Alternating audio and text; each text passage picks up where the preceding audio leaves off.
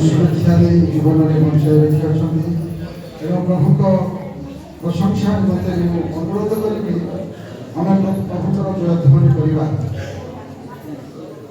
ବୋଲ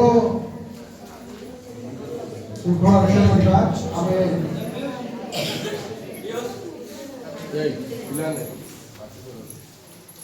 ପ୍ରଭୁ ଯୀଶୁଙ୍କର ଜନ୍ମ ମହୋତ୍ସବ ପ୍ରତିପାଳନ କରି ଆସୁଛୁ।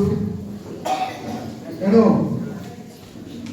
ଆଜିର ଏହି ଯୀଶୁଖ୍ରୀଷ୍ଟଙ୍କର ଜନ୍ମୋତ୍ସବ ସ୍ମରଣିକା ଉତ୍ସବରେ ଯୋଗଦାନ କରିଥିବା ଏ ପିଲାମାନେ କିସମିସ୍ ଲାଗି ସମ୍ମାନୀୟ ପାଳକ ବାବୁ ପାଳକ ମା ଦୀପକ ପ୍ରଧାନ ମହାଶୟ, ପୁଣି ମଣ୍ଡଳୀର ତତ୍ତ୍ୱ ନେଉଥିବା ମଣ୍ଡଳର କର୍ତ୍ତୃପକ୍ଷ ତଥା ସମ୍ପାଦକ ଦ୍ୱୟ, କୋଷାଧ୍ୟକ୍ଷ ଦ୍ୱୟ, ପ୍ରାଚୀନଗଣ, ସମିତିମାନଙ୍କର ସମସ୍ତ ମୁଖ୍ୟ କର୍ମକର୍ତ୍ତା କର୍ମକର୍ତ୍ରୀଗଣ, ପ୍ରଭୁରେ ଭରସା କରି ପରିଚାଳିତ ହେଉଥିବା, ପ୍ରଭୁଙ୍କ ସେବା କରି ଆଶୀର୍ବାଦ ପାଇବା ପାଇଁ ଆଜିର ଏହି ଜନ୍ମ ମହୋତ୍ସବରେ ଯୋଗଦାନ କରିଥିବା ପ୍ରତ୍ୟେକ ସାଧୁସାଧ୍ୱୀ ପ୍ରତ୍ୟେକଙ୍କୁ ପ୍ରଭୁ ଯୀଶୁଙ୍କ ନାମରେ এই জন্মোৎসবর অভিনন্দন নমস্কার জ্ঞাপন করে। নমস্কার। আমরা সমস্তে কহিবা কি বলো পিতা পরমেশ্বর নামরে, পুত্র প্রভু যীশু খ্রিস্টଙ୍କ নামরে, ধর্মাত্মা পরমেশ্বর নামরে, মুক্তিদাতা প্রভু যীশুଙ୍କ নামরে, উদ্ধারকর্তা যীশু খ্রিস্টଙ୍କ নামরে, সব বিষয় জানি আবশ্যকতা যোগাইଥିବା ଯୀଶୁଙ୍କ ନାମରେ ବୋଲ ସମସ୍ତେ ହାଲେଲୁୟା ହାଲେଲୁୟା ହାଲେଲୁୟା।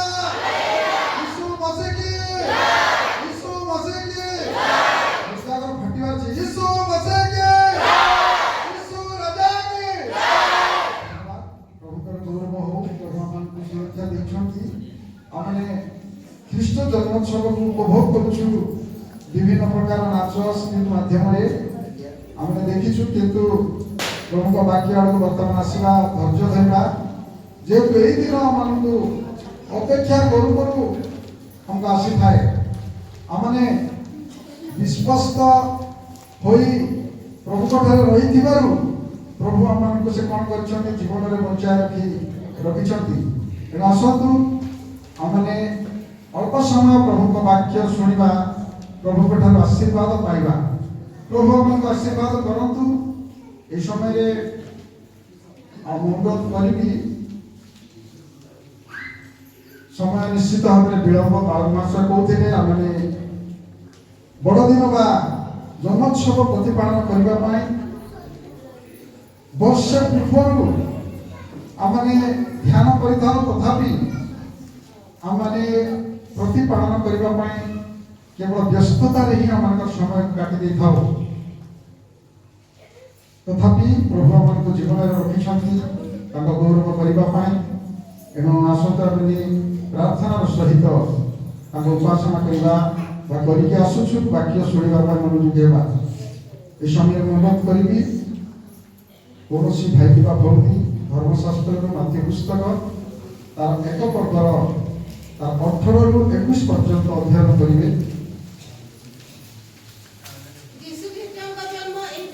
ଯୀଶୁ ଖ୍ରୀଷ୍ଟଙ୍କର ଜନ୍ମ ଏହି ପ୍ରକାର ହେଲା। ତାହାଙ୍କର ମାତା ମରିୟମଙ୍କର ଯୋସେଫଙ୍କ ସହିତ ବିବାହ ନିର୍ବନ୍ଧ ହେଲା ପରେ ସେମାନଙ୍କର ସହବାସ ପୂର୍ବେ ସେ ପବିତ୍ର ଆତ୍ମାଙ୍କ କର୍ତ୍ତୃକରେ ଗର୍ଭବତୀ ହୋଇଅଛନ୍ତି ବୋଲି ଜଣା ପଡ଼ିଲା। ଏଥିରେ ତାଙ୍କର ସ୍ୱାମୀ ଯୋସେଫ ଧାର୍ମିକ ଥିବାରୁ ଏବଂ ତାଙ୍କୁ ପ୍ରକାଶରେ ନିନ୍ଦାର ପାତ୍ର କରିବାକୁ ଇଚ୍ଛା ନ କରିବାରୁ ଗୋପନରେ ତାଙ୍କୁ ପରିତ୍ୟାଗ କରିବାକୁ ସ୍ଥିର କଲେ। କିନ୍ତୁ ସେ ଏହା ମନସ୍ଥ କଲା ପରେ ଦେଖ ପ୍ରଭୁଙ୍କର ଜଣେ ଦୂତ ସ୍ୱପ୍ନରେ ଯୋସେଫଙ୍କୁ ଦର୍ଶନ ଦେଇ କହିଲେ, हे दाऊदଙ୍କର ସନ୍ତାନ ଯୋସେଫ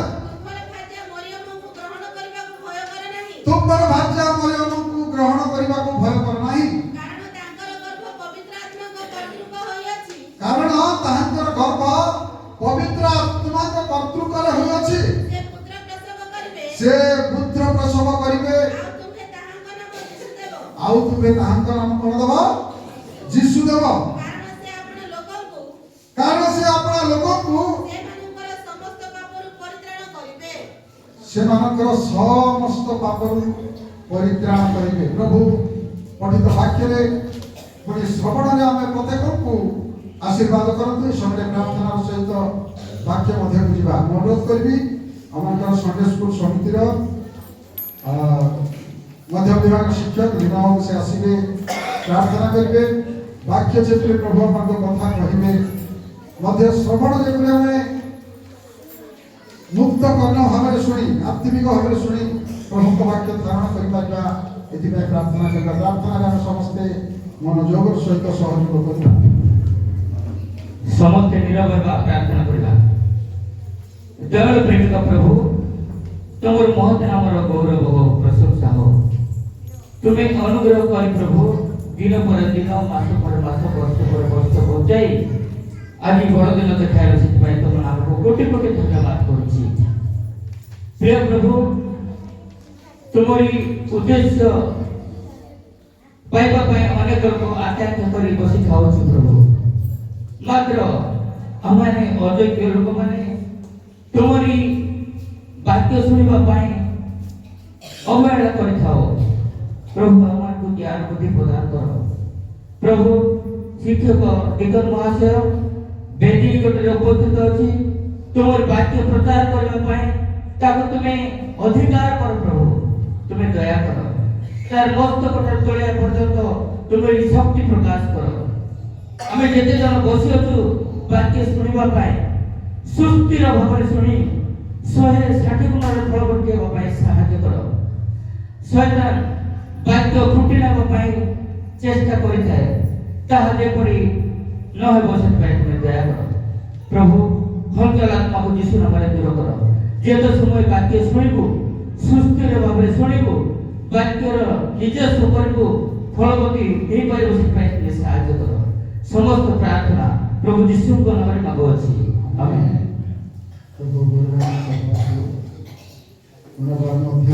ସେ ପୁତ୍ର ପ୍ରସବ କରିବେ ଆଉ ତୁମେ ତାହାଙ୍କ ନାମ ଯୀଶୁ ଦେବ କାରଣ ସେ ଆପଣା ଲୋକଙ୍କୁ ସେମାନଙ୍କର ସମସ୍ତ ପାପରୁ ପରିତ୍ରାଣ କରିବେ ଯୀଶୁ ଖ୍ରୀଷ୍ଟଙ୍କର ଜନ୍ମ ହେବା ଦ୍ୱାରା ଆମେ ପରିତ୍ରାଣ ପ୍ରାପ୍ତ ହୋଇପାରିଅଛୁ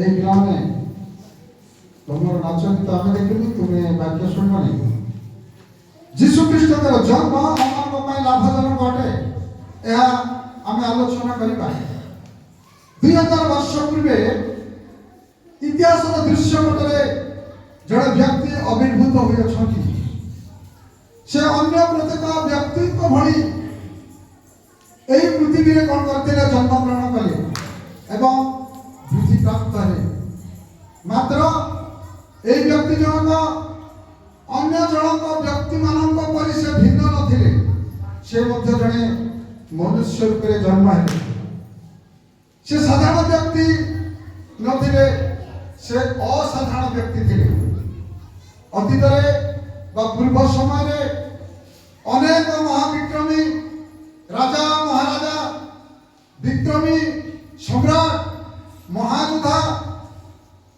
ଅଧ୍ୟକ୍ଷ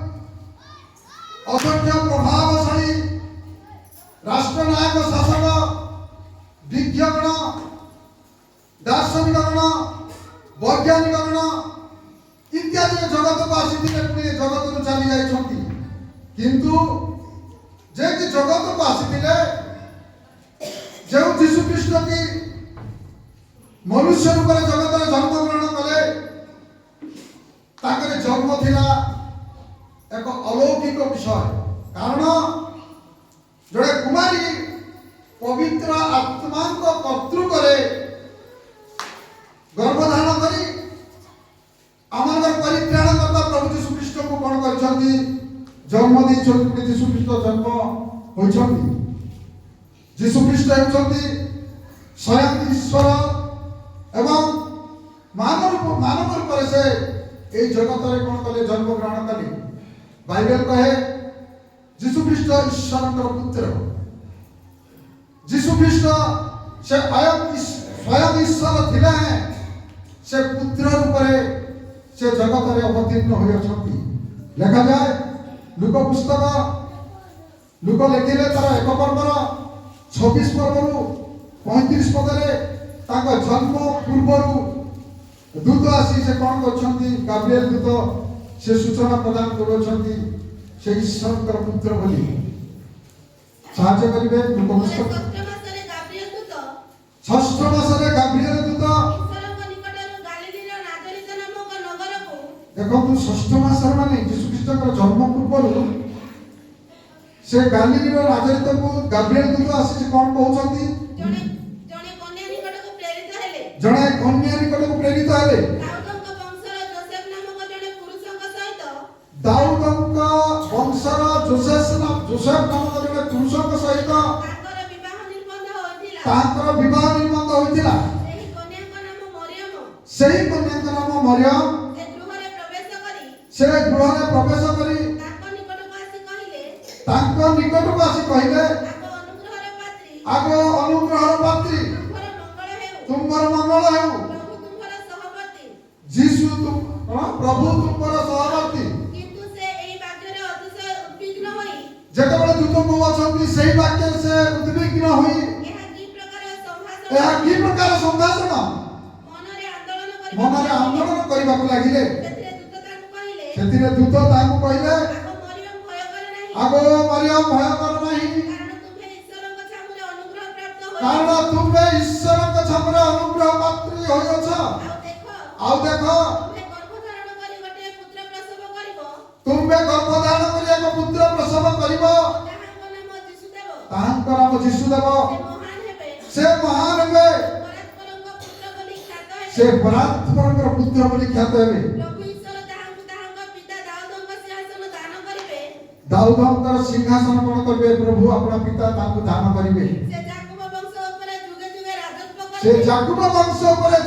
ରାଜତ୍ୱ କରିବେ, ତାଙ୍କ ରାଜ୍ୟର ଶେଷ ହେବ ନାହିଁ। ମରିୟମ ଦୂତଙ୍କୁ କହୁଛନ୍ତି, ଏହା କିପରି ହେବ, ମୁଁ ତ ପୁରୁଷକୁ ଜାଣେ ନାହିଁ। ପବିତ୍ର ଆତ୍ମା ତୁମ୍ଭ ଉପରେ ଅବତରଣ କରିବ, ପରାତ୍ପରଙ୍କର ଶକ୍ତି ତୁମ୍ଭକୁ ଆବରିବ। ଯେ ଜାତ ହେବେ ସେ ପବିତ୍ର ଓ ଈଶ୍ୱରଙ୍କ ପୁତ୍ର ବୋଲି ଖ୍ୟାତ ହେବେ। ସେ ସ୍ୱୟଂ ଈଶ୍ୱର ହେଲେ ମଧ୍ୟ ସେ ଏକ କୁମାରୀ ଗର୍ଭକୁ ଆସି ସେ ପୁତ୍ର ରୂପରେ ଜଗତରେ ଅବତୀର୍ଣ୍ଣ ହେଲେ ଏବଂ ଈଶ୍ୱରଙ୍କ ପୁତ୍ର ବୋଲି ଖ୍ୟାତ ହେବେ। ବାକ୍ୟ ଆମକୁ କହେ ଯୌନତର 1 ପର୍ବର 1 ପଦରେ ଆଦ୍ୟରେ ବାକ୍ୟ ଥିଲେ, ବାକ୍ୟ ଈଶ୍ୱରଙ୍କ ସଙ୍ଗରେ ଥିଲେ, ପୁଣି ସେଇ ବାକ୍ୟ 14 ପର୍ବ ପରେ ତା ଅଛି ସେଇ ବାକ୍ୟ ଦେହବନ୍ତ ହେଲେ। ପ୍ରିୟ ପ୍ରଭୁଙ୍କ ଲୋକମାନେ, ଈଶ୍ୱର ହିଁ ସେ ପୁତ୍ର ରୂପରେ ଜଗତରେ ଅବତୀର୍ଣ୍ଣ ହେଲେ। ତାଙ୍କ ଜନ୍ମରେ ଆମମାନଙ୍କ ପାଇଁ ଲାଭଜନକ ଯେହେତୁ ପରିତ୍ରାଣ ରହିଅଛି।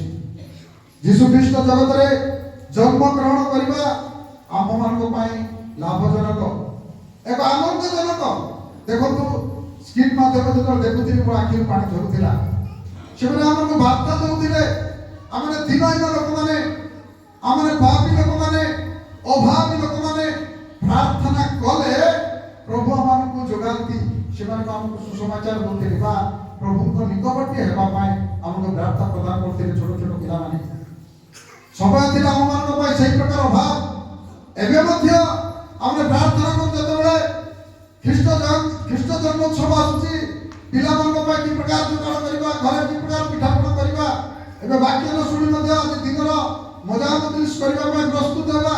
ଏହି ପ୍ରକାର ଏଣେ ତେଣେ ଆମମାନଙ୍କର ମନକୁ କ'ଣ କରିଥାଉ, ବ୍ୟସ୍ତତାରେ ଆମେ ଦିନ କାଟିଥାଉ ଏହି ଦିନ ଦେଖିବା ପାଇଁ। ତଥାପି ଆମମାନେ କ'ଣ କରିନଥାଉ, ପ୍ରଭୁଙ୍କ ପାଇଁ ବ୍ୟବହାର ହେଇନଥାଉ। ପ୍ରିୟ ପ୍ରଭୁଙ୍କ ଲୋକମାନେ, କେବଳ ପୁଅମାନେ କହୁଥିଲେ ନୂଆ ପୋଷାକ ପିନ୍ଧିଛୁ ତୁମକୁ ନାହିଁ, ନିନ୍ଦା କରୁଥିଲେ। ସମସ୍ତଙ୍କ ସହିତ ସାମଞ୍ଜସ୍ୟ ସମାନ ରହିବା ପାଇଁ ଆମେ ଚେଷ୍ଟା କରିଥାଉ। প্রিয় প্রভুଙ୍କ ଲୋକମାନେ ଯୀଶୁ ଖ୍ରୀଷ୍ଟ ଯେ ପୁତ୍ର ରୂପରେ ଜଗତରେ ସେ ଅବତୀର୍ଣ୍ଣ ହେଲେ ବା ଜନ୍ମଗ୍ରହଣ କଲେ ଏକ ଅଲୌକିକ ଶକ୍ତି ମାଧ୍ୟମରେ ପବିତ୍ର ଆତ୍ମାଙ୍କ କର୍ତ୍ତୃତ୍ୱରେ ଏକ କୁମାରୀ ଗର୍ଭକୁ ଆସିଲେ ତାର କେତୋଟି ଉଦ୍ଦେଶ୍ୟକୁ ଆମେ ଆଲୋଚନା କରିବା। ସେ କାହିଁକି ଜଗତରେ ଜନ୍ମଗ୍ରହଣ କଲେ ଆମେ ଆଲୋଚନା କରିବା। ମୁଁ ଅଳ୍ପ କେତୋଟି ଯେହେତୁ ସମୟ ଅଧିକ ଅଛି ଅଧିକ ବ୍ୟାଖ୍ୟା କରିବି ନାହିଁ, ସର୍ଟକଟ୍ ଯିବି। ଯୀଶୁ ଖ୍ରୀଷ୍ଟ ମନୁଷ୍ୟ ଜାତିକୁ ଶୈତାନର ଶକ୍ତିରୁ ଉଦ୍ଧାର କରିବା ପାଇଁ ସେ ଜଗତରେ ଜନ୍ମଗ୍ରହଣ କଲେ। ସେ କାହିଁକି ଜନ୍ମଗ୍ରହଣ କଲେ? ଶୈତାନର ଯୋଉ ଶକ୍ତି ଅଛି ଜଗତରେ ସେଥିରୁ ଉଦ୍ଧାର କରିବା ପାଇଁ। ଆମମାନଙ୍କର ଆଦି ଭାଗକୁ ଯିବା। ଆମେ ଯେତେବେଳେ ପରମେଶ୍ୱରଙ୍କର ଗୌରବ କରିବା ପାଇଁ ଆଦମ ପୁଣି ହବାକୁ ପରମେଶ୍ୱର ସୃଷ୍ଟି କଲେ, ପରମେଶ୍ୱରଙ୍କର ଆଜ୍ଞା ଲଙ୍ଘନ କାର୍ଯ୍ୟ କରି ସେମାନେ ଯୋଉ ପାପ କଲେ ଜଗତରେ ପାପରେ ଭାସିବାକୁ ଲାଗିଲା, ପାପ ବଢିବାକୁ ଲାଗିଲା। ଯେତେବେଳେ ପାପ କଲେ ସେମାନେ କଣ କଲେ? ଲୁଚିଲେ ପରମେଶ୍ୱରଙ୍କ ଠାରୁ। କିନ୍ତୁ ପରମେଶ୍ୱର ସେମାନଙ୍କୁ ଛାଡ଼ିଲେ ନାହିଁ, ଲୁଚିଲେ। ଯେହେତୁ ପରମେଶ୍ୱରଙ୍କର ଇଚ୍ଛା ସମସ୍ତେ ପବିତ୍ରତା ଜୀବନ କାଟନ୍ତୁ, ପ୍ରଭୁଙ୍କର ଗୌରବ କରନ୍ତୁ, ପ୍ରଭୁଙ୍କର ଆରାଧନା କରନ୍ତୁ। ପରମେଶ୍ୱର ଆସିଲେ, ହେ ଆଦମ ତୁମେ କେଉଁଠାରେ? ସେ ଖୋଜୁଛନ୍ତି, ହେ ଆଦମ ତୁମେ କେଉଁଠାରେ?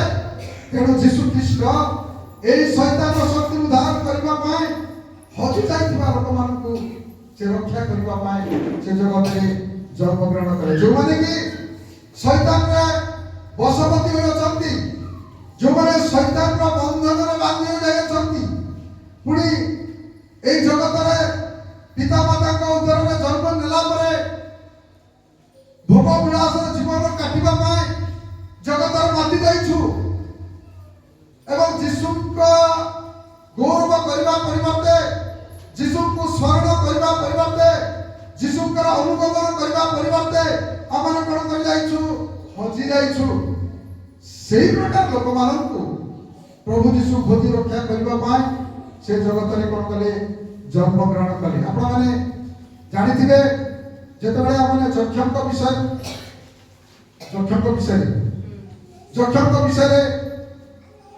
ଯକ୍ଷ ଯୀଶୁଙ୍କୁ ଦର୍ଶନ କରିବା ପାଇଁ ମନରେ ପ୍ରତିଜ୍ଞାବଦ୍ଧ, ଯେହେତୁ ସେ ଜଣେ ଭାଙ୍ଗରା ଲୋକ, ତାଙ୍କୁ ଦେଖିପାରୁନାହିଁ, ଦେଖିବା ପାଇଁ ସେ ପାରିପାରୁନାହିଁ। ସେ ଏହି ପ୍ରକାର କୌଶଳ ଅବଲମ୍ବନ କରୁଛନ୍ତି ଏକ ଗଛ ଉପରେ ଚଢ଼ି ଯୀଶୁଙ୍କୁ ଦେଖିବା ପାଇଁ।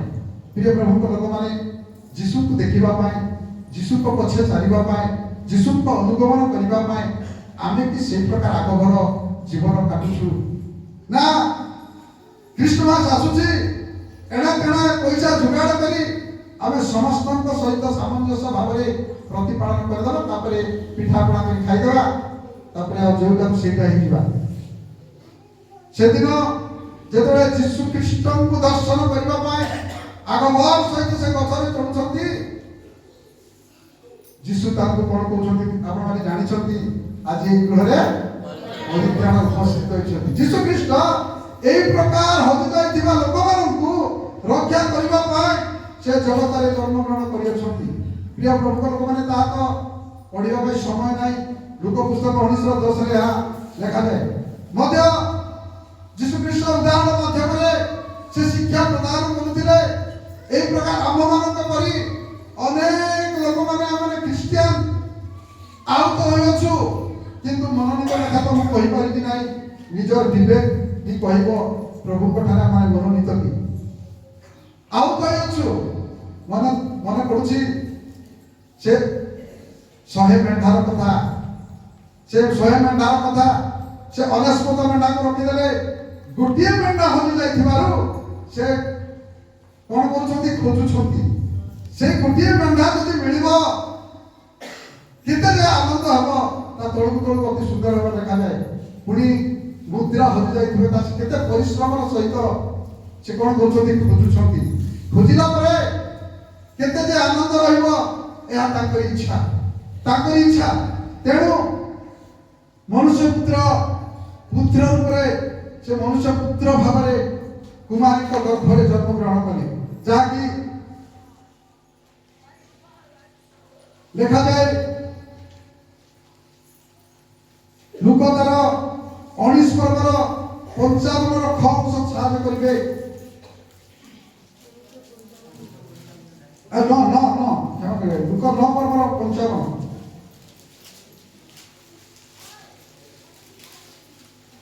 ସେଥିରେ ତାହାର ଆତ୍ମା ଫେରି ଆସିଲା, ଆଉ ସେ ସେହି କ୍ଷଣି ଉଠିଲା। ଲୁକ କିନ୍ତୁ ସେ ସେ ବୁଲି ବୁଲି ପଡ଼ି ପଡ଼ି ସେମାନଙ୍କୁ ଅନୁଯୋଗ କଲେ ହଁ ଏବଂ କହିଲେ, ତୁମେମାନେ କେଉଁ ପ୍ରକାର ଆତ୍ମାର ଲୋକ ଏହା ଜାଣୁଛ? ମନୁଷ୍ୟପୁତ୍ର ମନୁଷ୍ୟମାନଙ୍କର ପ୍ରାଣ ବିନାଶ କରିବାକୁ ନ ଆସି ମନୁଷ୍ୟ ପୁତ୍ର ମନୁଷ୍ୟମାନଙ୍କର ପ୍ରାଣ ବିନାଶ କରିବାକୁ ନ ଆସି ବରଂ ରକ୍ଷା କରିବାକୁ ଆସିଅଛନ୍ତି। ସେ କଣ କରୁଛନ୍ତି? ରକ୍ଷା କରିବାକୁ।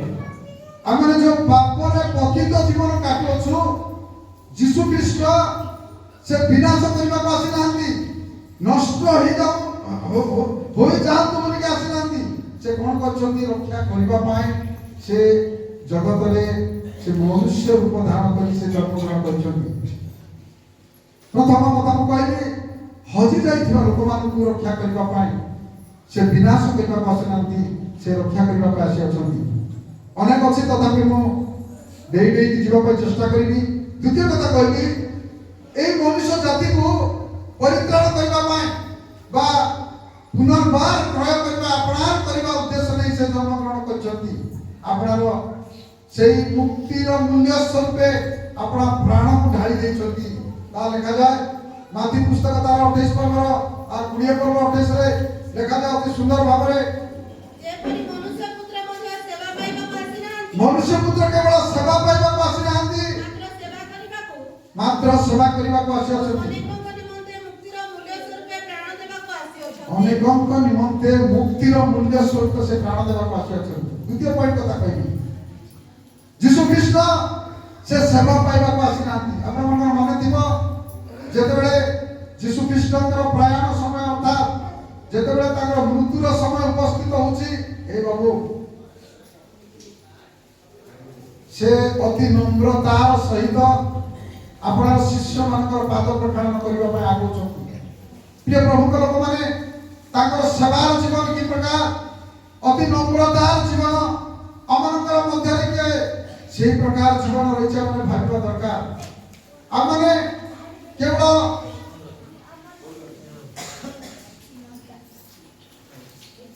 ଉଚ୍ଚ ପଦ ପାଇବା ପାଇଁ, ବଡ଼ ଲୋକ ହେବା ପାଇଁ ଆମେ ଭାବିଥାଉ, କିନ୍ତୁ ପ୍ରଭୁ ଯୀଶୁ ଆମମାନଙ୍କୁ ସେ ଶିକ୍ଷା ପ୍ରଦାନ କଲେ নম্রতার জীবন কাটিবা, ন্যূন মনোভাବରେ ପରିଚାଳିତ ହେବା, ଛୋଟ ଭାବରେ ପରିଚାଳିତ ହେବା। ମୁଁ କହିବି ନାହିଁ ମୁଁ ହିଂସ୍ତା ହେଇଯାଉ ବୋଲି। ଆମମାନଙ୍କର ମନକୁ নম্রତାର ସହିତ ଜୀବନ କାଟିବା ପାଇଁ ସେ ଶିକ୍ଷା ପ୍ରଦାନ କରେ। ତେଣୁ ପ୍ରଭୁ ଯୀଶୁ ସେ ସେବା କରିବା ପାଇଁ ସେ ଆସିଅଛନ୍ତି ବୋଲି କହିବେ। ମଧ୍ୟ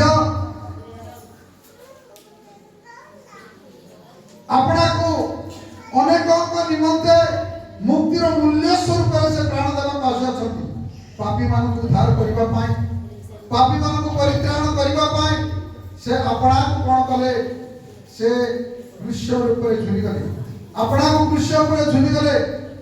ଲୋକମାନଙ୍କର ଯେପରି ମୁକ୍ତି ହେବ, ପାପୀମାନେ ଯେପରି ଉଦ୍ଧାର ପ୍ରାପ୍ତ ହେବେ, ପାପୀମାନେ ଯେପରି ରକ୍ଷା ପାଇବେ, ଏଥିପାଇଁ ସେ ଆପଣ ପ୍ରାଣ ଦେବାକୁ ସେ ଜଗତରେ କ'ଣ କଲେ? ସେ ପୁତ୍ର ରୂପରେ ଜନ୍ମ ଗ୍ରହଣ କଲେ। ତୀତୋସଙ୍କ ନିକଟରୁ ପ୍ରେରିତ ପାଉଲ ଲେଖିଲେ, ତୀତୋସ ତାର 2 ପର୍ବର 11 ପଦରେ, ସମସ୍ତ ମାନବ ଯେପରି ପରିତ୍ରାଣ, କାରଣ ସମସ୍ତ ମାନବର ପରିତ୍ରାଣ ନିମନ୍ତେ ଈଶ୍ୱରଙ୍କ ଅନୁଗ୍ରହ ପ୍ରକାଶିତ ହୋଇଅଛି। ଈଶ୍ୱରଙ୍କର ଅନୁଗ୍ରହ ପ୍ରକାଶିତ ହୋଇଅଛି। ଯେଉଁ ପିତା ଈଶ୍ୱର କି ଅନୁଗ୍ରହ ଦାନ କରିଛନ୍ତି, କାରଣ କ'ଣ ପାଇଁ? ମାନବ ଜାତିର ପରିତ୍ରାଣ ନିମନ୍ତେ। ମାନବ ଜାତି ଯେ ପ୍ରକାର ଉଦ୍ଧାର ପ୍ରାପ୍ତ ହେବେ, ପାପରେ ବିନଷ୍ଟ ନ ହେବେ, ଏଥିପାଇଁ ଈଶ୍ୱର କ'ଣ କରିଛନ୍ତି? ଆମମାନଙ୍କ ପାଇଁ ସେ ଅନୁଗ୍ରହ କରିଛନ୍ତି। ସେହି ଅନୁଗ୍ରହ ଯୀଶୁ ଖ୍ରୀଷ୍ଟଙ୍କର ଜନ୍ମରେ ପ୍ରକାଶିତ ହୋଇପାରିଅଛି। ଯୀଶୁ ଖ୍ରୀଷ୍ଟ ସେ ଜନ୍ମ ହୋଇଛନ୍ତି ଆମମାନଙ୍କର ପରିତ୍ରାଣ ନିମନ୍ତେ। ଈଶ୍ୱର ଆମମାନଙ୍କ ପାଇଁ ସେ ଅନୁଗ୍ରହ କରିଛନ୍ତି।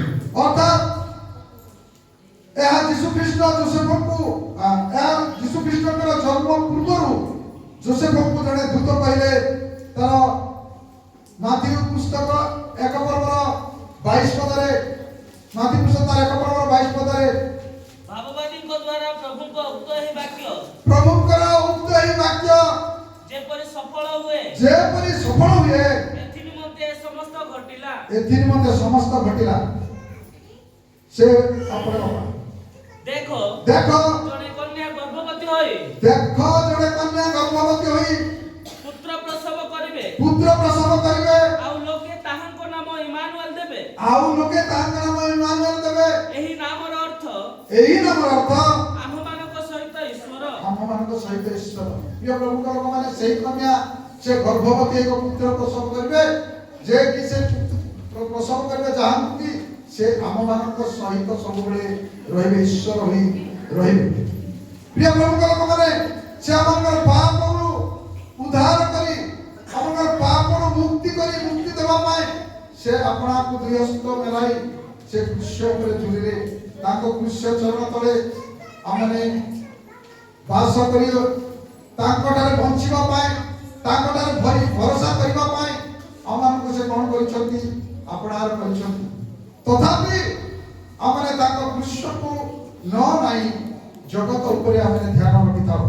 ସମସ୍ତେ ଯେପରି ପରିତ୍ରାଣ ସତ୍ୟ ସମ୍ବନ୍ଧରେ ଜ୍ଞାନ ପ୍ରାପ୍ତ ହେବେ ଏହା ଈଶ୍ୱରଙ୍କର ଇଚ୍ଛା ଥିଲା। ତାହା ଲେଖାଯାଏ ପ୍ରଥମ ତିମୋଥୀ ତାର 2 ପର୍ବର ତାର 4 ପଦରେ ଯେପରି ସମସ୍ତେ ଯୀଶୁ ଖ୍ରୀଷ୍ଟକୁ ଜାଣିବେ। ଯୀଶୁ ଖ୍ରୀଷ୍ଟ ହିଁ ଆମମାନଙ୍କର ପରିତ୍ରାଣକର୍ତ୍ତା, ଯୀଶୁ ଖ୍ରୀଷ୍ଟ ହିଁ ଆମମାନଙ୍କର ମୁକ୍ତିଦାତା। ସେ ଆମମାନଙ୍କର ଜୀବନକୁ ନାଶ କରିବେ ନାହିଁ, ସେ ଆମମାନଙ୍କ ଜୀବନକୁ ଉଦ୍ଧାର କରିବେ। ଏଥିପାଇଁ ଈଶ୍ୱର କ'ଣ କଲେ? ସମସ୍ତେ ସେହି ସତ୍ୟ ଏବଂ ଜ୍ଞାନ ଜାଣିବା ପାଇଁ ପ୍ରଥମ ତିମୋଥୀ ତାର 2:4 ସମସ୍ତେ ଯେପରି ପରିତ୍ରାଣ ଓ ସତ୍ୟ ସମ୍ବନ୍ଧରେ ସମସ୍ତେ ଯେପରି ପରିତ୍ରାଣ ଓ ସତ୍ୟ ସମ୍ବନ୍ଧରେ ଜ୍ଞାନ ପ୍ରାପ୍ତ ହୁଅନ୍ତି ଏହା ସେ ଇଚ୍ଛା କରନ୍ତି। ସମସ୍ତେ ବିନଷ୍ଟ ନାହିଁ ଯେପରି ଅନନ୍ତ ଜୀବନର ଅଧିକାରୀ ପାଇବେ ଏବଂ ମୁକ୍ତି ଲାଭ କରିବେ, ଏହା ତାଙ୍କର ଇଚ୍ଛା, ପରମେଶ୍ୱରଙ୍କର ଇଚ୍ଛା। ତୃତୀୟ ପଏଣ୍ଟ କହିବି, ଆମ ଜୀବନରେ ଯେଉଁ ସବୁ ସାଇତାନିକ କାର୍ଯ୍ୟ ଗୁଡ଼ାକ ଆସୁଛି ଆମ ଜୀବନରେ ପରିଚାଳିତ ହେବା ପାଇଁ ଜଗତର ସମସ୍ତ ପ୍ରଲୋଭନରେ ଯୋଉ ଆମେ ପଡ଼ି ଯାଉଛୁ ତାହା ବିନାଶ କରିବା ପାଇଁ ଯୀଶୁ ଖ୍ରୀଷ୍ଟ ଜନ୍ମଗ୍ରହଣ କରିଛନ୍ତି। ତେବେ ପ୍ରଥମ ଯୌନ ତାର 3 ପର୍ବ 8ରେ ଲେଖାଯାଏ, ପ୍ରଥମ ଯୌନ ତାର 3 ପର୍ବ 8ରେ ଯେ ପାପ କରେ ସେ ଶୟତାନରୁ ଜାତ। କାରଣ ଶୟତାନ ଆରମ୍ଭରୁ ପାପ କରି ଆସିଅଛି। ଶୟତାନର କାର୍ଯ୍ୟ କ'ଣ? ବିନାଶ କରିବା ଉଦ୍ଦେଶ୍ୟରେ ହିଁ ସେହି ଶୟତାନର କାର୍ଯ୍ୟ ବିନାଶ କରିବା ପାଇଁ ଈଶ୍ୱରଙ୍କ ପୁତ୍ର କ'ଣ ହେଲେ? ସେ ଜନ୍ମଗ୍ରହଣ କଲେ। ପ୍ରିୟ ପ୍ରଭୁଙ୍କ ଲୋକମାନେ, ଶୟତାନର କାର୍ଯ୍ୟ କ'ଣ? ଆମେ ଭଲ ଭାବେ ଜାଣୁ। ମନ୍ଦ କାର୍ଯ୍ୟ ଗୁଡ଼ାକ, ପାପ କାର୍ଯ୍ୟ ଗୁଡ଼ାକ, ପରମେଶ୍ୱରଙ୍କର ତୁଷ୍ଟିଜନକ ନ ହେବା କାର୍ଯ୍ୟ ଗୁଡ଼ାକ, ଗୋଟାମୁଖୀ ଭାବରେ ପରମେଶ୍ୱରଙ୍କର ଗୌରବ ନ ହେବା କାର୍ଯ୍ୟ ଗୁଡ଼ାକ, এই ସମସ୍ତ ମୁଁ ଅଧିକ ବର୍ଣ୍ଣନା କରିବି ନାହିଁ। এই ସମସ୍ତକୁ ବିନାଶ କରିବା ପାଇଁ ଈଶ୍ୱରଙ୍କର ପୁତ୍ର କ'ଣ କଲେ? ଜଗତରେ ଜନ୍ମଗ୍ରହଣ କଲେ। ତେବେ ଆମେ ଜଗତରେ ଜନ୍ମ ନେଇଛୁ ସତ, ଜଗତରେ ବଞ୍ଚିଛୁ ସତ, ଈଶ୍ୱରଙ୍କ ଅନୁଗ୍ରହରୁ ଅପେକ୍ଷା କରୁଛନ୍ତି କିଏ ଜାଣେ ଆଜି ହେଲେ ଫେରି ଆସିବ ପରା, ଆଜି ହେଲେ ଫେରି ଆସିବ ପରା। ଯେହେତୁ ଦୁଷ୍ଟର ମରଣରେ ପରମେଶ୍ୱରଙ୍କର ସନ୍ତୁଷ୍ଟ ନାହିଁ, ଜୀବନରେ ବଞ୍ଚିଥିବା ପର୍ଯ୍ୟନ୍ତ ତାଙ୍କ ଗୌରବ କରି ତାଙ୍କ ଅନୁଗମନ କରି ବଞ୍ଚିବା ପାଇଁ ଆମମାନଙ୍କୁ ସେ ଜୀବନରେ ବଞ୍ଚାଇ ରଖିଅଛନ୍ତି। ତଥାପି ଆପଣ ଭ୍ରାନ୍ତି କିଏ ବୁଝିପାରୁଛି? ନିଜର ଭୁଲକୁ କିଏ ବୁଝିପାରୁଛି? ସତରେ କି ଆମେ ଶୈତାନ ଠାରୁ ଜନ୍ମ ନେଇଛୁ? ସତରେ କି ଆମେ ନିଜ କଥାକୁ ନିଜେ ଠିକ ବୋଲି ମନେ କରୁଛୁ? ନିଜ ଜିଦରେ ସବୁବେଳେ ଅଟଳ ରହୁଛୁ? ଶୈତାନର ବଶୀଭୂତ ହୋଇ ଆମେ କି ଶୈତାନର କାର୍ଯ୍ୟ ଗୁଡ଼ାକ କରୁଛୁ ଯାହାକି ଈଶ୍ୱରଙ୍କର ସନ୍ତୁଷ୍ଟ ବିହୀନ ଜୀବନ, ଅର୍ଥାତ୍ ପାପମୟ ଜୀବନ, ଯାହାକି ଜଗତର ଅନୁସାରେ ପରିଚାଳିତ, ଜଗତ ଯାହାକି ଆମେ ପ୍ରରୋଚନା ଦେଉଛି ସେ ଅନୁସାରେ ଆମେ ପରିଚାଳିତ ହେଉଛୁ ଏବଂ ଶାରୀରିକ ଅଭିଳାଷରେ ପୂର୍ଣ୍ଣତା ଜୀବନ କାଟୁଛୁ। এই সমস্ত বিষয়କୁ ବିନାଶ କରିବା ପାଇଁ ଈଶ୍ୱରଙ୍କର ପୁତ୍ର ଆମମାନଙ୍କର ପରିତ୍ରାଣକର୍ତ୍ତା ପ୍ରଭୁ ଯୀଶୁ ଖ୍ରୀଷ୍ଟ ଜଗତରେ ଜନ୍ମଗ୍ରହଣ କରିଅଛନ୍ତି। ଯାହା ସବୁ ଶୈତାନିକ କାର୍ଯ୍ୟ ଗୁଡ଼ାକ ରହିଛି ଆମେ ଜାଣିଛୁ। ଯେତେବେଳେ ଆମେ ଭୁଲ କରୁ ଆମର ବିବେକ କହୁଥାଏ ଏହା ଭୁଲ କାର୍ଯ୍ୟ, ତଥାପି ଆମର ସ୍ୱାର୍ଥ ଯୋଗୁଁ ଆମର ସ୍ୱାର୍ଥର ପୂର୍ଣ୍ଣତା ଯୋଗୁଁ ଆମେ ସେ ଭୁଲକୁ ଆଗେଇ ଯାଇଥାଉ। ପ୍ରଭୁ ଯୀଶୁ ଆମମାନଙ୍କୁ ସେ ଜ୍ଞାନ ଦେଇଛନ୍ତି। ସେଦିନ ମଧ୍ୟ ଆଦମ ହବାକୁ କହିଲେ ଏଇ ବୃକ୍ଷର ଫଳ ଯଦି ତୁମେ ଖାଇବ ସଦସତ୍ ଜ୍ଞାନଦାୟକ ବୃକ୍ଷ ତମେ ଈଶ୍ୱରଙ୍କ ପରି ଭଲ ମନ୍ଦର ବୋଧ ପାଇବ। ଆମେ ଜାଣିଛୁ ଭୁଲ କାର୍ଯ୍ୟ କ'ଣ, ତଥାପି ଆମର ସ୍ୱାର୍ଥ ପରତାର ପୂର୍ଣ୍ଣତା ପାଇଁ ଆମେ ଭୁଲ କାର୍ଯ୍ୟ କରିଦେଇଥାଉ। ପ୍ରିୟ ପ୍ରଭୁଙ୍କ ଲୋକମାନେ ଏହି ପ୍ରକାର ସାଇତାନିକ କାର୍ଯ୍ୟକୁ ବିନାଶ କରିବା ପାଇଁ ସେ କ'ଣ କରିଛନ୍ତି? ଜନ୍ମଗ୍ରହଣ କରିଅଛନ୍ତି। ତେଣୁ ଏହା କି ପ୍ରକାର ବିନାଶ କରାଯାଏ? ଯୀଶୁ ଖ୍ରୀଷ୍ଟ ସେ ବିନାଶ କରିଛନ୍ତି। ତାର କଲସିୟ 2:15 ସ୍ପଷ୍ଟ ଭାବରେ ଲେଖାଯାଏ ସେ କ୍ରୁଶ ଉପରେ ସେ ଝୁଲିଲେ, କ୍ରୁଶ ଉପରେ କଣ୍ଠାର ମୁକୁଟ ପିନ୍ଧିଲେ, କଣ୍ଠାର ପେଟ ପିନ୍ଧିଲେ। ସମସ୍ତ ପ୍ରକାର ସାଇତାନିକ କାର୍ଯ୍ୟକୁ ସେ କ'ଣ କରିଛନ୍ତି? ବିନାଶ କରିଛନ୍ତି। ପଢିବା କଲସିୟ ସମସ୍ତ ଆଧିପତ୍ୟ ସମସ୍ତ ସାଇତାନିକ ଆଧିପତ୍ୟ କର୍ତ୍ତାପଣର ଅସ୍ତ୍ରଶସ୍ତ୍ର ଛଡ଼ାଇ କର୍ତ୍ତାପଣର ଅସ୍ତ୍ର ଶସ୍ତ୍ର ଛଡ଼ାଇ ପ୍ରକାଶରେ ସେମାନଙ୍କ ପ୍ରଦର୍ଶନ ପୂର୍ବକ ହଁ ପ୍ରକାଶରେ ସେମାନଙ୍କର ପ୍ରଦର୍ଶନ ପ୍ରଦର୍ଶନ ପୂର୍ବକ ପ୍ରକାଶରେ ସେମାନେ ଦେଖିଲା ପରି କୃଷରେ ବିଜୟ ଯାତ୍ରା କରିଅଛନ୍ତି। କୃଷ୍ଣରେ ବିଜୟ ଯାତ୍ରା କରିଅଛନ୍ତି। ପ୍ରିୟ ପ୍ରଭୁଙ୍କ ଲୋକମାନେ ଯେଉଁ ପାପୀଟି ମନ ଫେରଣ କରେ ସେ ପରିତ୍ରାଣ ପାଏ। ଯୀଶୁ ଖ୍ରୀଷ୍ଟ ମୋ ପାଇଁ ମୋ ପରିତ୍ରାଣ ପାଇଁ ସେ ଜନ୍ମଗ୍ରହଣ କରିଅଛନ୍ତି ବୋଲି ବିଶ୍ୱାସ କରେ ସେ ସେହି ପାପୀ ପାଇଁ ସେ କୃଷ୍ଣ ଉପରେ ସେ ସାଇତାନିକର ଆଧିପତ୍ୟ କର୍ତ୍ତାପଣର ଅସ୍ତ୍ର ଶସ୍ତ୍ରକୁ ଛଡ଼ାଇ ପ୍ରକାଶ୍ୟରେ କ'ଣ କରୁଛନ୍ତି? ସେ କୃଷ୍ଣରେ ବିଜୟ ଯାତ୍ରା କରୁଅଛନ୍ତି। ସେ ପରିତ୍ରାଣ ପ୍ରାପ୍ତ ହୋଇପାରିବ ଯେଉଁ ବ୍ୟକ୍ତି ସେ ସ୍ମରଣ କରିବ। ପୁଣି ଚତୁର୍ଥ ବିଷୟ ଆପଣମାନଙ୍କୁ ରଖିବି, ଆମକୁ ସେ ଅନନ୍ତ ଜୀବନ ଦେବା ନିମନ୍ତେ ସେ କ'ଣ କରିଛନ୍ତି? ପୃଥିବୀରେ ଜନ୍ମଗ୍ରହଣ କରିଛନ୍ତି। ଆମକୁ ଅନନ୍ତ ଜୀବନ ଦେବା ନିମନ୍ତେ ଯେଉଁମାନେ ପାପରେ ଲିପ୍ତ ରହି ମନ ପରିବର୍ତ୍ତନ କରି ଯୀଶୁଙ୍କ କୃଷ୍ଣକୁ ଅନାଇ ସଦା ସର୍ବଦା ପବିତ୍ର ଜୀବନ କାଟନ୍ତି, ସେମାନେ କ'ଣ କରନ୍ତି? ସେମାନଙ୍କ ସେଇ ପାପରୁ ମୁକ୍ତି କରିବା ପାଇଁ ଜନ୍ମଗ୍ରହଣ କରିଛନ୍ତି। ପୁଣି ଯେଉଁମାନେ ପାପରେ ରହି ତାଙ୍କୁ ସ୍ମରଣ କରନ୍ତି, ପରିତ୍ରାଣ କର୍ତ୍ତା ବୋଲି ବିଶ୍ୱାସ କରନ୍ତି ଏବଂ ଯେଉଁମାନେ ତାଙ୍କ ଉପରେ ନିର୍ଭର କରନ୍ତି ଏବଂ ତାଙ୍କର ବଶବର୍ତ୍ତୀ ହୁଅନ୍ତି ଅର୍ଥାତ୍ ତାଙ୍କ ଆଜ୍ଞା ଅନୁସାରେ ପରିଚାଳିତ ହୁଅନ୍ତି, ତାଙ୍କ ଉପରେ ବା ତାଙ୍କ ଇଚ୍ଛାରେ ପରିଚାଳିତ ହୁଅନ୍ତି, ଯୀଶୁଙ୍କ ଇଚ୍ଛା ଈଶ୍ୱରଙ୍କ ଇଚ୍ଛାରେ ପରିଚାଳିତ ହୁଅନ୍ତି ଓ ତାଙ୍କ ଠାରେ ରୁହନ୍ତି ସଦା ସର୍ବଦା ଯୀଶୁଙ୍କ ଠାରେ ରୁହନ୍ତି। ସେହି ବ୍ୟକ୍ତିଙ୍କ ଠାରେ ଯୀଶୁ ସଦା ସର୍ବଦା ରୁହନ୍ତି। ପ୍ରିୟ ପ୍ରଭୁଙ୍କ ଲୋକମାନେ ପୁଣି ଯୀଶୁ ଯାହାଙ୍କ ଠାରେ ରୁହନ୍ତି ସେହି ଅନନ୍ତ ଜୀବନ ପାଆନ୍ତି। ସଦା ସର୍ବଦା ପ୍ରଭୁ ଯୀଶୁଙ୍କ ଠାରେ ଯେଉଁମାନେ ଭରସା ରଖନ୍ତି, ପ୍ରଭୁ ଯୀଶୁଙ୍କ ଠାରେ ଯେଉଁମାନେ ରହନ୍ତି, ପ୍ରଭୁ ଯୀଶୁ ତାଙ୍କ ଠାରେ ରୁହନ୍ତି ଆଉ ସେହି ପ୍ରକାର ବ୍ୟକ୍ତି ଅନନ୍ତ ଜୀବନ ପାଆନ୍ତି। ଲେଖାଯାଏ ପ୍ରଥମ ଯୋହନ ତାର 5:11-12 ପର୍ଯ୍ୟନ୍ତ ସାହାଯ୍ୟ କରିବେ। ସେହି ସାକ୍ଷ୍ୟ ଏହି ଯେ ଈଶ୍ୱର ଆମମାନଙ୍କୁ ଅନନ୍ତ ଜୀବନ ଦେଇଅଛନ୍ତି। ସେହି ସାକ୍ଷ୍ୟ ଏହି ଯେ ଈଶ୍ୱର ଆମମାନଙ୍କୁ ଅନନ୍ତ ଜୀବନ ଦେଇଅଛନ୍ତି। ଅନନ୍ତ ଜୀବନ ଦେଇଅଛନ୍ତି। ସେହି ଜୀବନ ତାହାଙ୍କ ପୁତ୍ରଙ୍କ ଠାରେ ଅଛି। ସେହି ଜୀବନ କାହାଠାରେ ଅଛି? ତାହାଙ୍କ ପୁତ୍ରଙ୍କ ଠାରେ ଅଛି। ଯେ ପୁତ୍ରଙ୍କୁ ପାଇଅଛି ଯେ ପୁତ୍ରଙ୍କୁ ପାଇଅଛି ସେ ଜୀବନ ପାଇଅଛି। ସେ ଜୀବନ ପାଇଅଛି। ଯେ ଈଶ୍ୱରଙ୍କ ପୁତ୍ରଙ୍କୁ ପାଇନାହିଁ ଯେ ଈଶ୍ୱରଙ୍କ ପୁତ୍ରକୁ ପାଇନାହିଁ ସେ ଜୀବନ ହିଁ ପାଇନାହିଁ। ସେ ଜୀବନ ହିଁ ପାଇନାହିଁ। ପ୍ରିୟ ପ୍ରଭୁଙ୍କ ଲୋକମାନେ ଯୀଶୁଙ୍କୁ ଯେ ଧାରଣ କରିଛି, ଯୀଶୁଙ୍କ ଠାରେ ଯେ ବିଶ୍ୱାସ କରିଛି, ଈଶ୍ୱରଙ୍କ ପୁତ୍ରକୁ ମୋର ପରିତ୍ରାଣ କର୍ତ୍ତା, ମୋର ମୁକ୍ତିଦାତା, ମୋର ଉଦ୍ଧାର କର୍ତ୍ତା, ମୋ ପାଇଁ ସେ କ୍ରୁଶରେ ମୃତ୍ୟୁବରଣ କରିଛନ୍ତି, ମୋ ପାଇଁ ସେ ରକ୍ତ ଦେଇଛନ୍ତି, ମୋ ପାଇଁ କଣ୍ଟାର ମୁକୁଟ ପିନ୍ଧିଛନ୍ତି। ଏହି ପ୍ରକାର ସଦାବେଳେ ଧ୍ୟାନର ସହିତ ରହି ତାଙ୍କଠାରେ ଯେଉଁ ଲୋକ ରହନ୍ତି, ଯୀଶୁ ଖ୍ରୀଷ୍ଟ ତାଙ୍କଠାରେ ରୁହନ୍ତି, ପୁଣି ସେ ଅନନ୍ତ ଜୀବନର ଅଧିକାର ପାଆନ୍ତି। ତାଙ୍କଠାରେ ବିଶ୍ୱାସ କରିବା ଦ୍ୱାରା ପୁଣି ତାଙ୍କଠାରେ ବିଶ୍ୱାସ କରିବା ଦ୍ୱାରା ମଧ୍ୟ ଅନନ୍ତ ଜୀବନ ପ୍ରାପ୍ତ ହୁଅନ୍ତି, ଯାହାକି ଯୋହନ ତାର 3 ପର୍ବର 15 ରୁ 16 ପର୍ଯ୍ୟନ୍ତ ଲେଖାଯାଏ। 3 ରୁ 15 ଯେପରି ଯେ କେହି ତାହାଙ୍କଠାରେ ବିଶ୍ୱାସ କରେ 15 ଯେପରି ଯେ କେହି ତାଙ୍କଠାରେ ବିଶ୍ୱାସ କରେ ସେ ଅନନ୍ତ ଜୀବନ ପ୍ରାପ୍ତ ହୁଏ। ସେ ଅନନ୍ତ ଜୀବନ ପ୍ରାପ୍ତ ହୁଏ। କାରଣ ଈଶ୍ୱର ଜଗତକୁ ଏଡ଼େ ପ୍ରେମ କଲେ କାରଣ ଈଶ୍ୱର ଜଗତକୁ ଅନନ୍ତ ପ୍ରେମ କଲେ ଯେ ସେ ଆପଣ ଅଦ୍ୱିତୀୟ ପୁତ୍ରଙ୍କୁ ଦାନ କଲେ। ସେ ଆପଣ ଅଦ୍ୱିତୀୟ ପୁତ୍ରଙ୍କୁ ଦାନ କଲେ। ଯେପରି ଯେ କେହି ତାହାଙ୍କଠାରେ ବିଶ୍ୱାସ କରେ ଯେପରି ଯେ କେହି ତାଙ୍କଠାରେ ବିଶ୍ୱାସ କରେ ସେ ବିନଷ୍ଟ ନ ହୋଇ ଅନନ୍ତ ଜୀବନ ପ୍ରାପ୍ତ ହୁଏ। ସେ ବିନଷ୍ଟ ନୁହେଁ ଅନନ୍ତ ଜୀବନ ପ୍ରାପ୍ତ ହେବ। ପ୍ରିୟ ପ୍ରଭୁମାନେ, ଏହା ତ ଆମେ ସୁନାପଦ ଭାବରେ ଘୋଷି ଦେଇଛୁ, ତାଙ୍କଠାରେ ବିଶ୍ୱାସ କରିବା ଦ୍ୱାରା ଅନନ୍ତ ଜୀବନ ପାଇବ।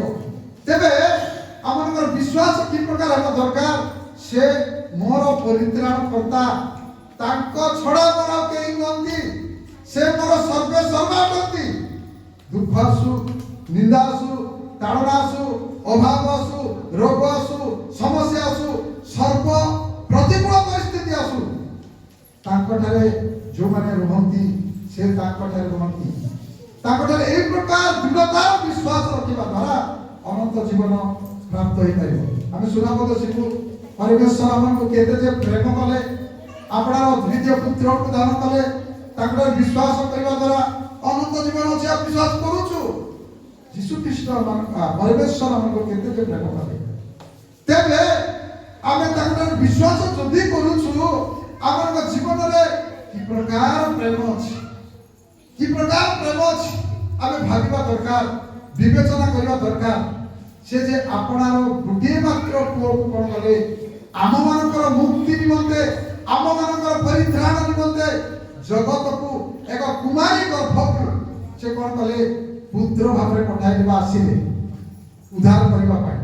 ତେବେ ଆମେ କ'ଣ ସବୁ ପରମେଶ୍ୱରକୁ ଦେଉଛୁ ଭାବିବା ଦରକାର। ସେ ଆମକୁ ଧନ ମାଗୁ ନାହିଁ, ସେ ଆମକୁ ଟଙ୍କା ମାଗୁ ନାହିଁ।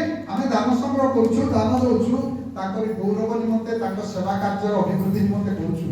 ସେ ତା ଟଙ୍କା ସେ ଖାଉ ନାହିଁ। ତାଙ୍କରି ସେବା କାର୍ଯ୍ୟ ଯେପରି ବିସ୍ତୀର୍ଣ୍ଣତା ବଢିବ, এই ଉଦ୍ଦେଶ୍ୟରେ ଆମେ ଦେଉ। ପ୍ରିୟ ପ୍ରଭୁଙ୍କ ଲୋକମାନେ, ସେଦିନ ରେ ତମ କାମ ଦେଖୁ ବାକ୍ୟ ଶୁଣିବ ନା। ପରମେଶ୍ୱର ଆପଣ ଏକମାତ୍ର ପୁଅକୁ ଆମକୁ ଦେଲେ। ଆପଣ ଭାବିଛନ୍ତି କି ଏକ କୁମାରୀ, ଏକ ଛୋଟ ଝିଅ ଆପଣାର ସର୍ବାଙ୍ଗ ସୌନ୍ଦର୍ଯ୍ୟ ଶରୀରକୁ ଯୀଶୁଙ୍କ ପାଇଁ ଦେଇଛନ୍ତି? ଚିନ୍ତା କରିଛନ୍ତି କେବେ? ଏକ କୁମାରୀ ଝିଅକୁ, ପୁରୁଷକୁ ଜାଣେ ନାହିଁ, ଆପଣାର ସୌନ୍ଦର୍ଯ୍ୟ ଶରୀରକୁ ସେ ଗର୍ଭଧାରଣ କରିଛନ୍ତି। ସେ ପବିତ୍ର ଆତ୍ମାର ଗର୍ଭ। ଆପଣମାନେ ଭାବିଛନ୍ତି କି সেই ପୂର୍ବ ଦେଶର ପଣ୍ଡିତମାନେ ଯୀଶୁକୁ ଉପହାର ଦେବା ପାଇଁ ଆକ୍ଷରିକ ଭାବରେ ସୁନା, କୁନ୍ଦୁରୁ, ଗନ୍ଧର୍ଷ ନେଇ ଦାନ କରୁଛନ୍ତି? ଆପଣ ଭାବିଛନ୍ତି କି সেই ନିରୀହ ମେଷପାଳକମାନେ, ପଦାରେ ରହି ରାତ୍ରିରେ ମେଣ୍ଢାମାନଙ୍କୁ ଜଗୁଥିବା ଲୋକମାନେ ପରମେଶ୍ୱରଙ୍କର ଗୌରବ ସ୍ତୁତି ବନ୍ଦନା କରୁଛନ୍ତି? ତେବେ ପ୍ରଭୁ ଯେ ଆମକୁ କେତେ ଅନୁଗ୍ରହ କରିଛନ୍ତି, କେତେ ଦୟା କରିଛନ୍ତି, ସମସ୍ୟାରୁ ମୁକ୍ତ କରିଛନ୍ତି, ରୋଗରୁ ସୁସ୍ଥ କରିଛନ୍ତି, ଆମର ଆବଶ୍ୟକତାକୁ ପୂରଣ କରିଛନ୍ତି। এই ଦିନ ଦେଖିବା ପାଇଁ ପ୍ରାର୍ଥନା କରୁଥିଲୁ, ପ୍ରାର୍ଥନା ଶୁଣି ତୋର ଉତ୍ତର ଦେଇଛନ୍ତି, ସମସ୍ତ ବିଷୟ ଯୋଗାଇଛନ୍ତି। ତାଙ୍କରି ଗୌରବ କରିବା ପାଇଁ ଆମେ ପଛେଇବା, ତାଙ୍କୁ ଆରାଧନା କରିବା ପାଇଁ ପଛେଇବା, ତାଙ୍କରି ଅନୁଗମନ କରିବାକୁ ଆମେ ପଛକୁ ଯିବା, ଜଗତରେ କେବଳ ବଶୀଭୂତ ହେବା, ଆମେ ଭାବିବା ଦରକାର, ବିବେଚନା କରିବା ଦରକାର। ସେ ଆପଣଙ୍କର ପିତା ଈଶ୍ୱର ଆପଣ ଏକମାତ୍ର ପୁତ୍ରଙ୍କୁ ଦାନ କରିଛନ୍ତି। ଆମେ କ'ଣ ଦେବା? ସେ ଚାହୁଁନାହାନ୍ତି ଆମକୁ ଅର୍ଥ ଦେବା ପାଇଁ, ତାପରେ ଦେବା ନାହିଁ ଏହାକୁ ନାହିଁ, ତାଙ୍କରି ସେବାକୁ ଅଭିବୃଦ୍ଧି କରିବା ପାଇଁ ଦେବା ନିଶ୍ଚିତ ଭାବରେ। ଆମର ହୃଦୟକୁ ଦେବା ପାଇଁ ଆମେ କଠିନ, ଆମର ମନକୁ ଦେବା ପାଇଁ ଆମର କଠିନ। ନିଦକୁ ଆମେ ଚାପୁଡ଼ି ଦେଉଛୁ। ମୁଁ ଆମ ଘରେ କହୁଥିଲି, ଆମ ଜଣକୁ ପ୍ରଭୁ ଆମକୁ ବଞ୍ଚେଇଛନ୍ତି, ତୁ ଶୋଇଛୁ କ'ଣ? ଉଠେ ଉଠେ ଉଠେ। ପିଲାମାନେ କହୁଥିଲେ ଉଠ ଆମେ ଯିବା। ଏଇ ଦିନ ଆମେ ଦେଖିବା ପାଇଁ ପ୍ରାର୍ଥନା କରୁଥିଲୁ, ବ୍ୟସ୍ତ ଜୀବନ କାଟୁଥିଲୁ। ମୁଁ ରାତିରେ 11ଟାରେ 9ଟା 10ଟାରେ ପାଠ ପଢ଼ୁଥିଲି, ବ୍ୟସ୍ତରେ ଯାଉଥିଲି, ଆସୁଥିଲି, ବ୍ୟସ୍ତରେ ଯାଉଥିଲି। ଆମେ ଉପାସନାକୁ ଯିବା। प्रिय प्रभु आम उपासना विलंब कहीं आमको सिद्ध कर उपासना करने प्रभु को गौरव करने पदान रही सिद्ध थरी थरी रोते से ईश्वर स्तुति कर संवाद पाइले सुसंवाद पाइले प्रिय प्रभु लोक मैंने भाविया दरकार आम तार दृष्टि तो आम कौन दौचु तेरे विश्वास करवा से ही आम मुक्तिदाता परित्राण करता तेरे आम अनंत जीवन अधिकारी पंचम पॉइंट कही मुझे शेष करी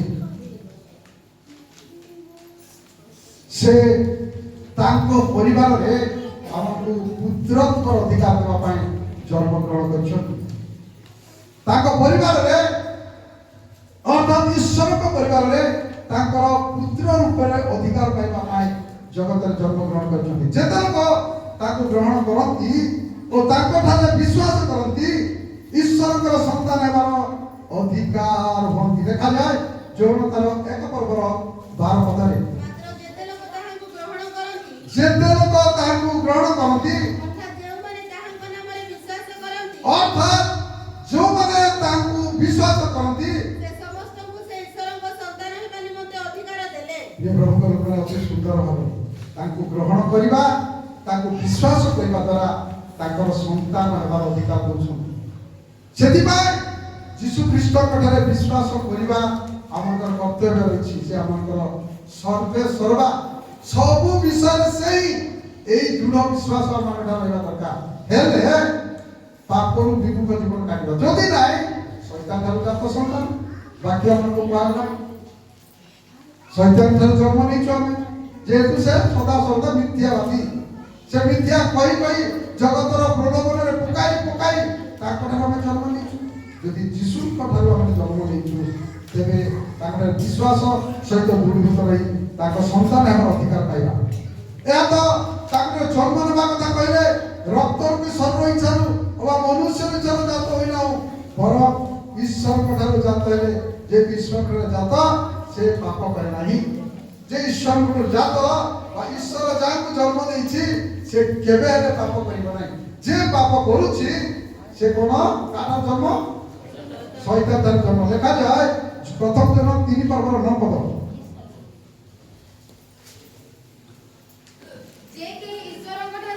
जे कई ईश्वर को डर जाता से पाप करे नहीं कारण ईश्वर को बिजु तांकटारे रहे हां आउ से ईश्वर को डर जातो हेबारु से ईश्वर को डर जातो हेबारु पाप करि पारे नाही से प्रभु को लोक माने ईश्वर को डरे जो माने जन्म नहीं छथि से पाप केबे हेले करिवो नाही पुरी यीशु को डरे जो माने अछथि यीशु तांको डरे रुहंती एवं अनंत जीवन दियंती प्रिय प्रभु को लोक माने एणु ईश्वर जे हमनको पाए अति प्रेम कले से प्रेम दान कले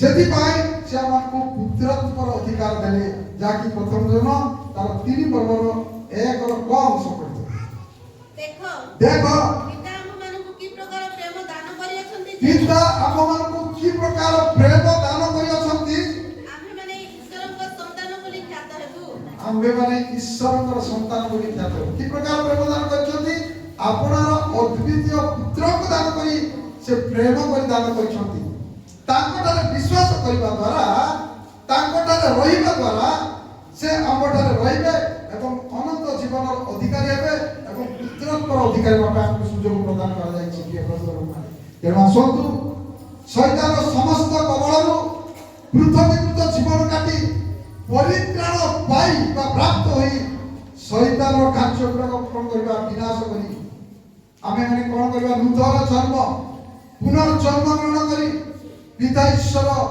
पुत्र ईश्वर धर्मात्मा ईश्वर पुत्र भावे परिचय देई जगतर जेते दिन बंची होछु आमे तांकरी होई ताको अनुमोदन करी ताको स्तुति प्रशंसा करी समस्त चिंता भार ताको परे थोई आमे आदि रही उत्सवर आनंद करी आमे काटुछु सदा सर्वदा आनंद रही ईश्वर राज्य पुत्र कन्या हेबा पई चेष्टा करू पुत्र कन्या हो प्रभु ए अल्प वाक्य रे श्रवण रे आमे प्रत्येक को आशीर्वाद करू